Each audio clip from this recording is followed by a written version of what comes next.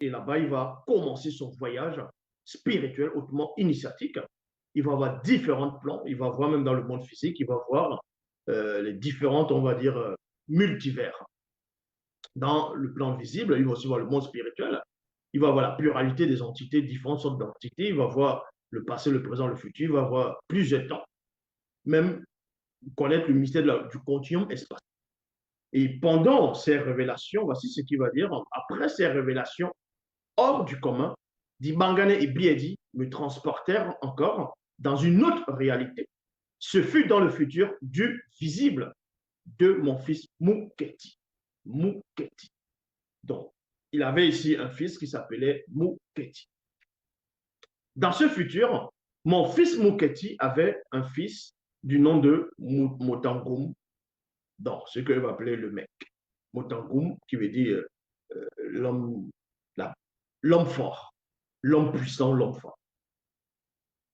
Et je vis Mouketi proposer à son fils, Motangoum, une très belle femme noire initiée du nom de Mouyao. Mouyao qui veut dire l'amabilité, la politesse, la bonté.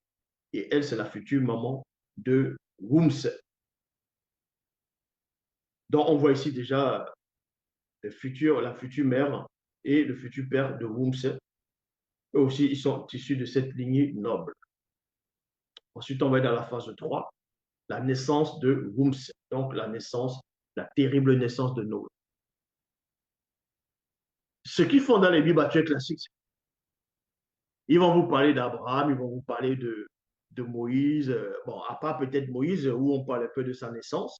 On voit que sa naissance est quand même douteuse. Elle est basée sur du faux, sur du plagiat, ainsi de suite. Bon, à part peut-être Moïse, il y a la plupart des autres patriarches, prophètes, on parle quasiment pas de leur naissance. Les livres, on parle quasiment pas de leur naissance.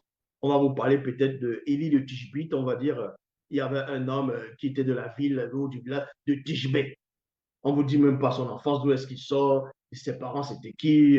Euh, on va vous parler de peut-être Josué, fils de Noun, bon, qui est le fils de voilà.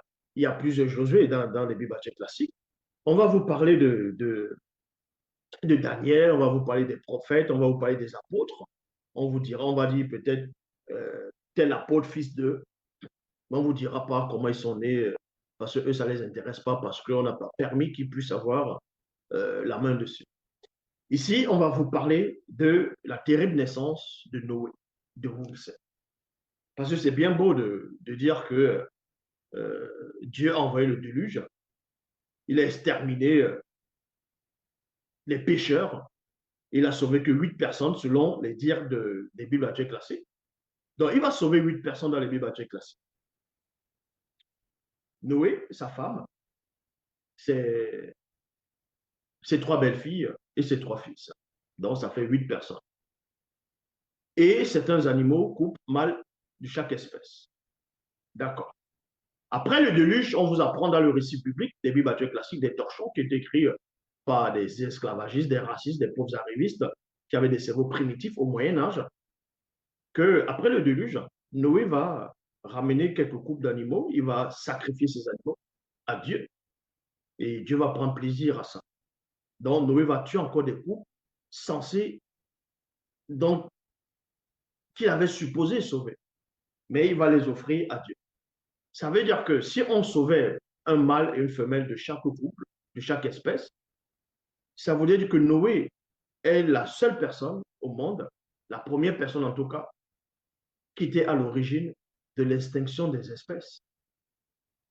C'est ce que ça veut dire. Vu que Dieu, il va créer des animaux de chaque espèce, il va trouver que c'est bon. Mais après le déluge, Noé, lui, il va sacrifier, il va tuer des animaux, certaines espèces d'animaux. Donc, ces animaux ne les retrouvent pas.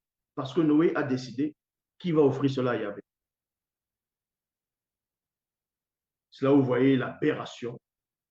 Et plus tard, on vous apprend au temps de Josué, dont Yoshua, en fonction des versions, il va envoyer des espions aller parcourir un territoire. Donc, là-bas, ils vont voir des monstres, ils vont voir des gens de grande taille. on dira que dans ces versions, que sont des Néphilim, de la race d'Aknak, donc des géants. Or, dans le récit de la Genèse, on nous apprend que Dieu, par le déluge, a exterminé toute vie sur la terre, excepté Noé, sa femme, ses trois fils et ses trois belles-filles, et certains animaux, et les animaux mâles et femelles, certaines espèces mâles et femelles. Donc, les Néphilim qui étaient sur la terre ont péri. Les géants qui étaient sur la terre aussi ont péri, vu qu'on vous dit qu'il n'y avait plus de vie sur la terre. Et c'était ceux qui étaient dans l'arche. Donc, d'où vient donc ce dont on fait allusion au temps de Josué, ces monstres-là, ces géants, ces Néphilim, les géants au temps d'Aknak, de la race d'Aknak, en fonction des versions. Ces géants-là viennent d'où? C'est là où vous voyez que soit ils n'ont pas pu périr lors du déluge, et que dans la Genèse, d'autres vous diront que c'est Moïse qui a écrit la Genèse, vous voyez qu'il y a un gros mensonge, une grosse contradiction, parce qu'ils ne comprennent rien de la spiritualité.